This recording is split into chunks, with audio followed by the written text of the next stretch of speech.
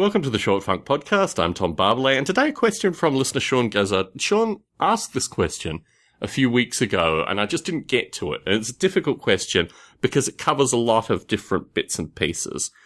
Sean asks, associated with the good and bad things about the countries where I've lived. Australia, for me, is just a paradox. It's a beautiful country. It's a country where you can go and almost disappear in amazing wilderness. In general, the one-to-one interactions that you have with people in Australia are very good. It's a hospitable country.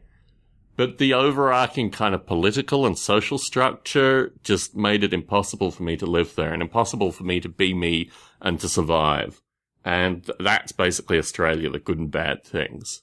I lived in Malaysia for a period of time. Malaysia fascinated me.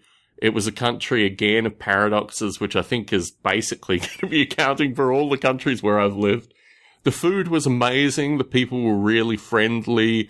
The cost of living there was just astonishingly low. But again, the government, the political structure, the explicit racism. Also, it's one of the few countries where I've lived. I mean, I've experienced this in other places, but it's one of the few countries that I've lived where I am in the extreme minority, and also a bunch of people like me or who looked like me came to that country previously and just enacted havoc.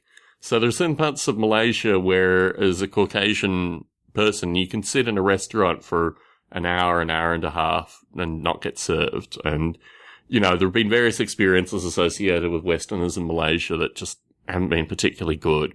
And their locals have a long memory associated with that, and I understand that.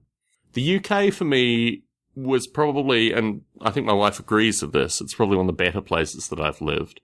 We lived in just an amazing circumstance. I mean, going from the YMCA in Leicester, which really I need to record a short funk on, completely appalling circumstances. I've talked about it briefly in Stone Ape, and it's the subject of like a much viewed video with images and stuff added over. So the Leicester YMCA aside, where we lived in Wilmslow was just untouchable. It was just an idyllic place. It was the perfect place, really, for me, associated with a good mix of kind of country and town, bunch of eccentrics. I mean, really, I can't imagine living in a better place. But the thing that killed the UK for us was the work that I did there, and in particular, a manager in the company that I worked for. And the kind of toxic nature of that company and the curious things that occurred in that company. And really, what other options did I have in the area? It's one of the difficulties associated with doing software is you're going to have to roll dice when you get to strange areas. My view with regards to the US is actually every area is like a different country. So the nature of the United States, they're only united because there's a whole lot of indoctrination and people, you know, point to the flag and say a bunch of words. In practical terms, every area of the US is like a different country. And certainly my life in Nevada was completely different than my life in California. Nevada was, you know, relatively anarchistic in a variety of ways.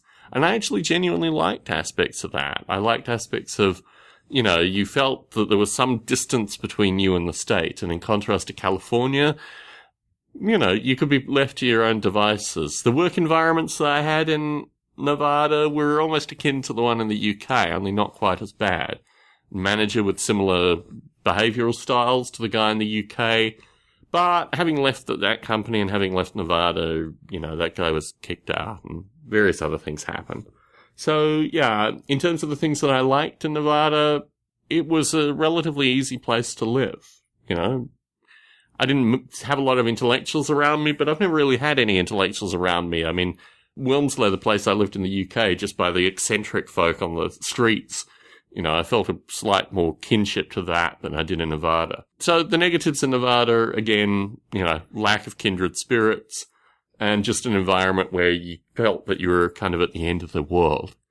California, for me, again, has been California with no money is pretty well some of the worst experiences I've ever had. I mean, living anywhere in the US without money is just really, really brutal. But to live in the US with no money and also have a bunch of people playing games with you and a variety of other factors. So, yeah, I promised myself that I'd never return to California when I used to live here. But then Netflix made me an offer I couldn't refuse, and I came back here. And California with a little bit of money is considerably better than California with no money, but you still have the same problems associated with quality of life. Out of all the places I've lived, the highest quality of life I had was in the UK. So these strange things that by paying more tax, my quality of life was better, mysteriously. I think what happens in the US, and more in California than in Nevada, is that you have a bunch of stealth taxes. I mean, healthcare and all these other things, getting the internet and dealing with cable companies and cell phone companies and all these entities, all these commercial entities create a kind of stealth taxation where they take large chunks of money and use it to buy influence in government and these kind of things. So I guess universally in the US, that's a problem. That's kind of institutional corruption and really fascism in its most complete form. So yeah, it's curious that out of all the places, certainly my wife and I think very fondly of our time in the UK. And aside from this job aspect, aside from earning money and what one had to do to actually earn money, the UK came out tops. But in terms of my life currently, it's California, This thing that's going on here with regards to digital streaming, with regards to handheld devices and this kind of stuff. When I lived here 15 years ago, people would talk about this technology. It just wasn't there yet. And now it's here. I'm here. It'll go on for some period of time. But like everything in technology, it's not going to last forever. And when this process spits me out, we will have an option of where we live. My hope is maybe we'll return to the UK, but things need to be very different in order to survive in the UK. And really, there's a kind of gulf in my life currently associated with all the stuff that I do after hours and what I do professionally. So hopefully that gulf will resolve itself somewhere when this technology thing falls apart and people stop using cell phones because they have brain implants or whatever. And yeah, I think hopefully we'll be able to squirrel away enough that we can end up in the UK and progressively get our stuff siphoned over to us. In terms of being elderly, in terms of, the problems that affect the elderly, the US is really very scary for me. And I think it's interesting actually because in terms of defining long-term goals, the US seems to me to be like my worst nightmare in terms of being elderly and just having to deal with the kind of institutional corruption that exists here. I'm very lucky here currently because I'm in good health, relatively good health, and I'm able to survive in terms of the work that I do. But take away some of those elements and I don't feel as secure here. It's just like a period of time currently that I'm able to feel secure here. So Sean is also from the UK. I hope I've given the right answer.